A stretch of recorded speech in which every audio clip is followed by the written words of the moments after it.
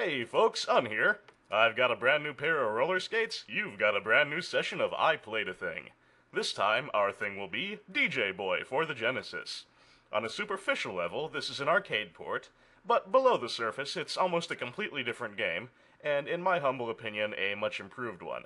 The arcade game does have more colors, more frames of animation, and voice samples lacking in the Genesis version. However, it's also much slower paced, the controls are extremely sluggish, and to my thinking it's just not very enjoyable. This port, however, is a simple but fun little beat-em-up with a somewhat unusual forced scrolling mechanic. So, with our introduction squared away, let's do this thing. Fire this monkey up, our usual Sega logo, and here we have it, DJ Boy. We'll get a very limited set of options here, but I can pretty much beat this game on easy in my sleep, whereas it's an actual challenge on normal, so let's make things interesting. The enemies' basic behaviors are the same in both difficulties, but on normal, they do more damage and can take more damage, and it makes a really big difference. So here we have it, a beat 'em up on roller skates. We've got our basic punch, which is fast and weak, and our kick, which is strong and slow.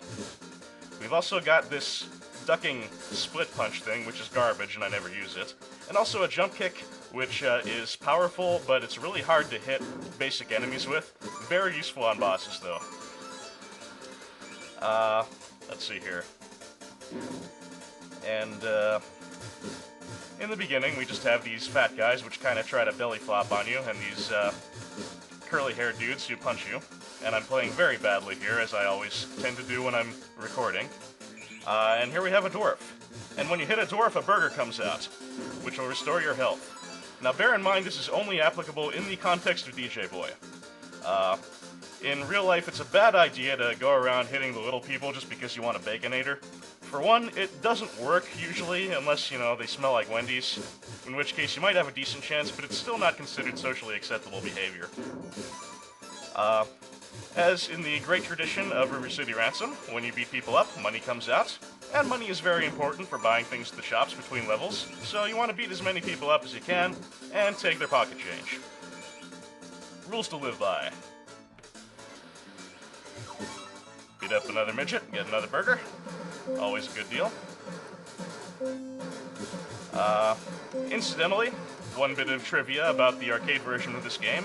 It had voiceovers by Wolfman Jack, the late great Wolfman Jack. That's one of the few things I miss about the arcade version, but overall I really just greatly prefer the Genesis game. And now we're going to have our first boss, which is a rotund woman, who can throw donuts at you. The donuts are an attack added just for the US version of this game, possibly also the Euro version, I don't know. But in the arcade version and the Japanese version, she would fart on you instead of throwing donuts. I guess they just decided flatulence was just not appropriate for the home audience, and I'm fucking dead. As I said, normal difficulty actually a challenge. Well, now that I'm done, you know, trying to play the game while explaining the basic mechanics of it, let's see if I can do this a little more competently. I was doing really bad on money there too, so hopefully this time I'll be able to get some more, you know, currency for the shop at the end of the stage, because buying power-ups really, really vital for the later levels where things really start to get difficult. People are escaping from me, I don't appreciate that.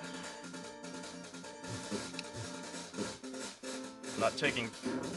I was going to say I'm not taking damage quite as quickly, and then I promptly take a whole lot of damage. Story of my life, folks.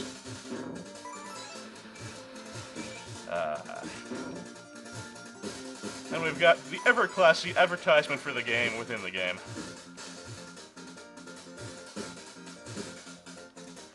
Are you... I guess that's supposed to be Are You Covered? Very clever little insurance pun there. Also seen in Crime Fighters. This game is not as hard as Crime Fighters, though. But once again, I'm proving myself shockingly inept at it. Although the first couple levels are actually the hardest, because you start out with a very small maximum life meter. I would say probably the name of the early game is Surviving the Second Level. Once you've gotten through 2 levels, you've probably got enough max health and power-ups to keep you going for a while. With the first level, you're just weak. You're just weak and you can't take much of a beating. That's also why money is particularly important. You want to get as many power-ups as you can as fast as you can, because they will all definitely improve your chances for survival. And we're back to our fat lady, who knows Kung Fu for some reason. As I was saying, her donut attack replaces her fart attack in the US version. Another difference is this strange purple complexion she has. She was of a regular African-American sort of complexion in the Japanese version. But to be a little more politically correct and not play into, unflattering stereotypes, they made her sort of grape-colored in this Western version. And I'm doing much better this time, incidentally. And that is her ass. We get a nice girdle shot there. Take her money. And DJ proclaims, easy. I would beg to differ, but I did have a better run of it that time. Anyway, the shop. As you can see, we've gained 2 additional blocks on our maximum health, which will be a big help. And we can buy a burger to restore health. The skates, which are better speed. The punching icon thing, which is faster attacks. A helmet that says GAN for some reason, which allows us to take more damage. And power, which does exactly what it says on the tin.